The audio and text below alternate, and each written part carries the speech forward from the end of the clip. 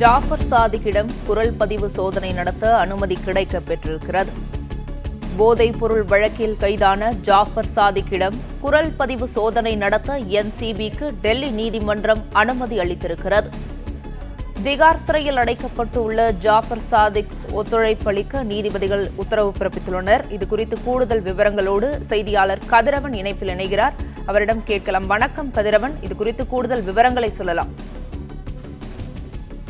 2000 கோடி அளவிலான போதைப் பொருள் கடத்தல் வழக்கில் கைது செய்யப்பட்ட திரைப்பட தயாரிப்பாளரும் முன் அதிமுக நிர்வாகியுமாகிய ஜாஃபர் சாதிக், அவரது கூட்டாளியாக இருக்கக்கூடிய சதா மற்றும் அவரது ஊழியர்கள் முகேஷ், முஜிபுர் ரஹ்மான், அசோக்குமார் ஆகிய 5 பேரும் என்சிபி அதிகாரிகளால் கைது செய்யப்பட்டு டெல்லி திகார் சிறையில் அடைக்கப்பட்டிருந்தார்கள். இவர்கள் 5 பேரையும் டெல்லி பாட்டியாலா ஹவுஸ் நீதிமன்றத்தில் மத்திய போதைப் பொருள் தடுப்பு பிரிவு அதிகாரிகள் இன்று ஆஜர்படுத்தினார்கள்.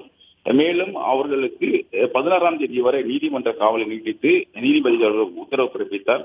அது மட்டும் இல்லாமல் என்சிபி அதிகாரிகள் இவர்களிடம் விசாரணை மேற்கொண்ட போது கைப்பற்றப்பட்ட செல்போன்களை ஆய்வகத்துக்கு உட்படுத்திய போது ஜாஃபர் சாதிக் பல்வேறு நபர்களுடன் பேசிய ஆடியோகளை கைப்பற்றி இருப்பதாகவும், அது தொடர்பாக விசாரணைக்காக ஜாஃபர் சாதிக்கின் குரல் மாதிரி பதிவு செய்யப்பட வேண்டும் என்றும், அதனை சோதனை செய்த பின்பாக அதை உறுதி செய்த பின்பாக தொடர்ந்து விசாரணை நடத்தப்பட வேண்டும் என்றும் என்சிபி தரப்பில் நீதிபதியிடம் தெரிவித்த நிலையில் சிறைக்கு சென்று ஜாஃபர் சாதிக்கின் குரல் மாதிரி பதிவு எடுத்துக் கொள்ளலாம் என நீதிபதிகள் தெரிவித்திருக்கிறார்கள்.